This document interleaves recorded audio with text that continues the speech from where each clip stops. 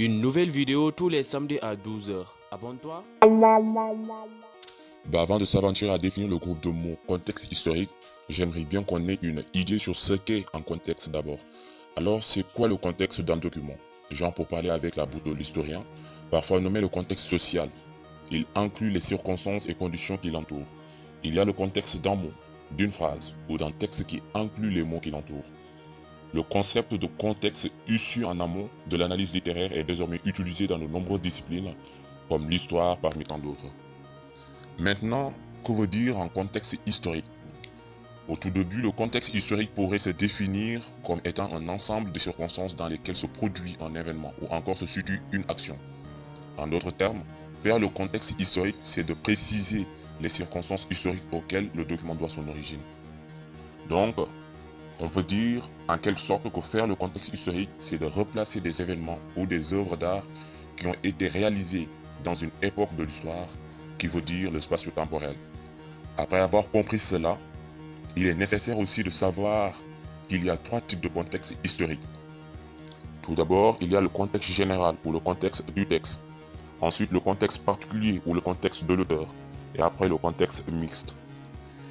Par exemple, si notre document est un texte, eh bien, le contexte général serait tout le thème général qui se rassemble autour du texte, comme l'ouvrage, l'article, le mémoire, la revue, etc. Là où le texte est tiré, ou encore les circonstances qui ont poussé l'auteur à écrire le texte. Quant à la seconde étape qui se rapporte au contexte particulier, là, on parle direct du texte en citant ses grandes parties. Et le contexte mixte, comme son nom l'indique, c'est le fait de mixer, ou pour être plus clair, d'effectuer un mélange entre le contexte général et le contexte particulier. Ceci étant dit, que si on fait un mélange, notre contexte historique s'articulera autour de deux parties symétriques. On partira du général pour venir au particulier. C'est ce genre de contexte qui s'avérait être le plus fréquemment utilisé par un bon nombre d'historiens. Et c'est aussi le plus simple à faire, car étant une combinaison entre le contexte général et le contexte particulier.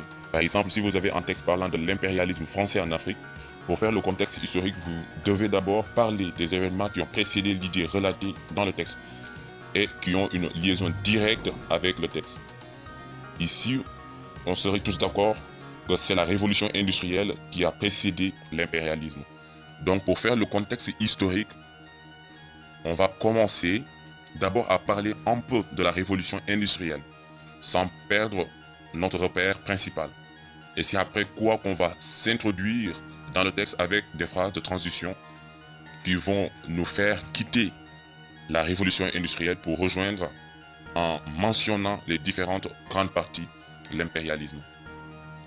Maintenant, on va essayer de faire de même avec ce texte parlant des différents facteurs économiques qui ont animé l'impérialisme.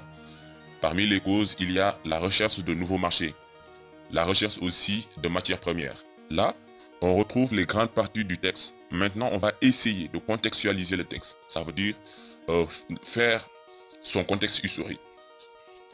Ce texte s'inscrit dans le contexte général de l'industrialisation du monde aux révolutions industrielles se caractérisant par une transformation économique et technique qui avait pris une allure démesurée au cours des années 1750 à celle 1950. La production industrielle augmente sans cesse.